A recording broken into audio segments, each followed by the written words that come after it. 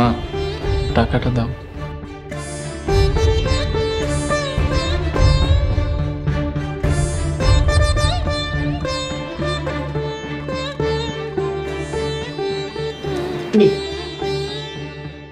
Thank you মা।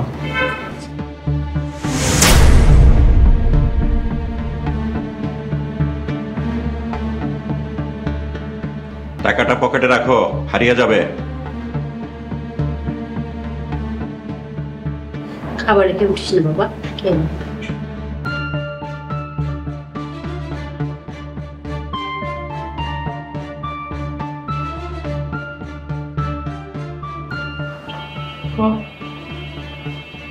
আমি আসি। রবিন, বসো, তোমার সাথে আমার জরুরি কথা আছে। কেমন আছো বাবা? ভালো আছি। কেমন ভালো আছো সেটা আমি জানি, কিছু কিছু কথা আমার কানে আসে, কষ্ট হয়, শুনলে অনেক কষ্ট হয়। মেয়ে মানুষ কষ্ট পেলে যেমন কেঁদে বুকটা হালকা করতে পারে, আর পুরুষ মানুষ কষ্ট পেলে ভিতরে ভিতরে কেঁদে মরে। মনের কষ্ট মনেই থেকে যায়, প্রকাশ করতে পারে না, তাই কেউ জানে না। বাবা থাক, আর সান্ত্বনা দিতে হবে না। আমার জরুরি একটা মিটিং আছে, আমি রাতে এসে কথা বলবো। কিন্তু বাবা, আমার তো বাসায় যেতে হবে। থাক না বাবা, তোর বাবা এত করে বলছে যখন। মা, আমি কিভাবে থাকবো? আমি সন্ধ্যার মধ্যেই চলে আসবো। বাপ বেটা একসাথে তো বহুদিন খাই না, তাই রাতে এসে জরুরি কথাটা খেতে খেতে সেরে ফেলবো। কেমন বাবা? হাতে একদম সময় নেই। আরে চলো তো, রবি থাকবে।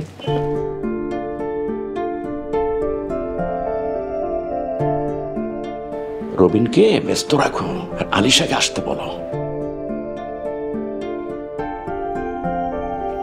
মা, তুমি আমাকে মিথ্যে বললে কেন? সন্তানের ভালোর জন্য আমি জীবনও দিতে পারি। মিথ্যা বলার জন্য আমাকে মাফ করে দিস বাবা। সরি মা, এইভাবে বলো না।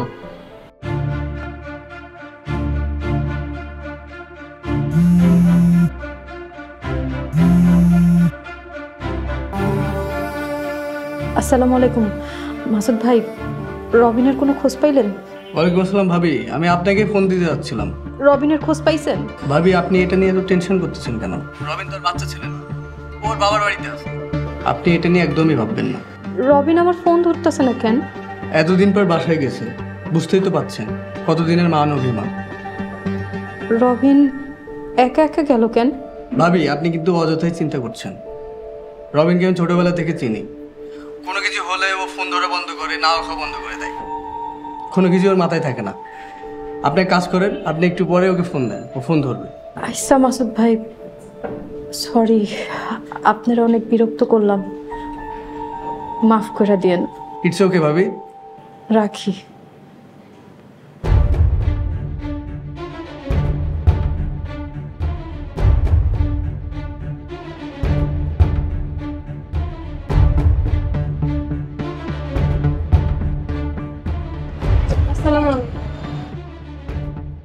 ওয়ালাইকুম আসসালাম। কেমন আছো? হ্যাঁ ভালো। তুমি এখানে? কেন, বিরক্ত করলাম? না, ঠিক আছে ঠিক আছে, থাকো তাহলে, আমি গেলাম। রবিন, আলিশা, তুমি আমার হাতে ধরছো কেন? If you mind, I am really sorry. বন্ধু হিসেবে ধরে ফেলেছি। আলিশা, আমি মেরিড পারসন। আমারই কপাল খারাপ, তুমি ছিলে আমার স্বপ্নের পুরুষ। দুর্ভাগ্য আমার। ইউ নো রবিন, তোমাকে দেখার পর থেকে আমি শুধু তোমাকেই চেয়েছি, কিন্তু ভাগ্য সহায় হলো না। অন্তত পক্ষে তোমার বন্ধুত্ব থেকে আমাকে বঞ্চিত করো না প্লিজ। তোমাকে দেখে মনে হচ্ছে আবার প্রথম থেকে দেখছি, নতুন করে দেখছি। কেমন, পচা লাগছে? না, সুন্দর লাগছে। মাথায় ঘুমটা, তোমার চোখে মুখে শালীনতার ছাপ। আচ্ছা, তুমি নামাজ পড়ো? হ্যাঁ, তোমাকে হারানোটা ছিল আমার জীবনের প্রথম কিছু না পাওয়া। এরপর নিজেকে গুটিয়ে নিয়েছি। বই পড়তাম, জানো, একটা বই পড়েছি, আল্লাহর কাছে নামাজ পড়ে খাস দিলে কিছু চাইলে আল্লাহ তা দেয়। যা চেয়েছো তাকে পেয়েছো? হ্যাঁ। কি সেটা? তোমার চোখে আমার জন্য মুগ্ধতা।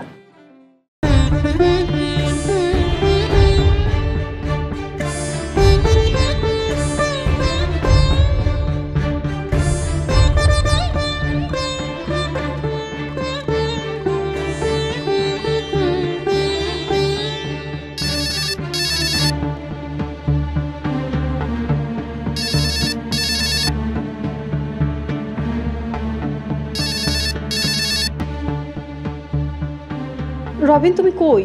সেটা জানার তোমার কি দরকার? 1 ঘন্টার কথা কয়ে বাড়ি থেকে বের হইছো, সারাদিন কোনো খোঁজ খবর নাই।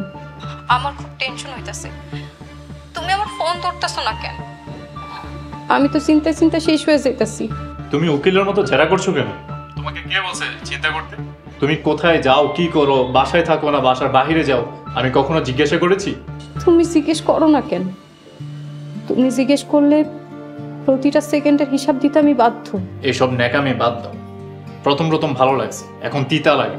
ফোন রাখো। আইসা আইবা কখন তুমি? ঠিক নেই।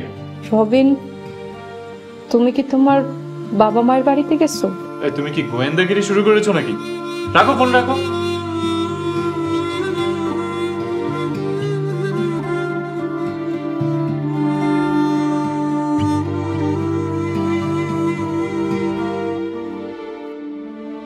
ভাইয়া দেখো তোমার জন্য কি নিয়ে আসছি, আমার প্রিয় পায়েস। খেয়ে দেখো তো কেমন হয়েছে।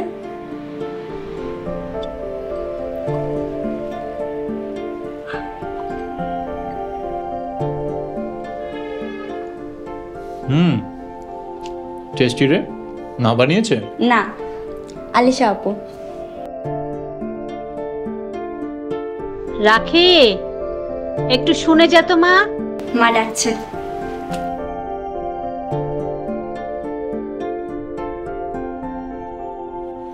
তো কিভাবে চলছো? মানে সংসার কি করে চালাচ্ছ? ছোটখাটো একটা চাকরি করছি, তবে বাংলাদেশে যে চাকরির কোনো ফিউচার নেই সেটা বেশ ভালোভাবেই বুঝতেছি। তুমি চাকরি যেহেতু করবে, তাহলে আমার রেস্টুরেন্টে জয়েন করছো না কেন? তোমার রেস্টুরেন্ট? হ্যাঁ, ঢাকাতে আমার 4টা রেস্টুরেন্ট আছে, একটা ধানমন্ডিতে, 2টা গুলশানে, আর একটা বনানীতে। তোমার জন্য ব্ল্যাঙ্ক চেক রেডি, বলো কবে জয়েন করছো? কি মনে হয় কত টাকার যোগ্য আমি? তোমার মতন বিশ্বস্ত কাউকে পেলে আমি রেস্টুরেন্টের সব দায়িত্ব দিয়ে শুধু ঘরে বসে থাকতাম আর খেতাম। তাই না?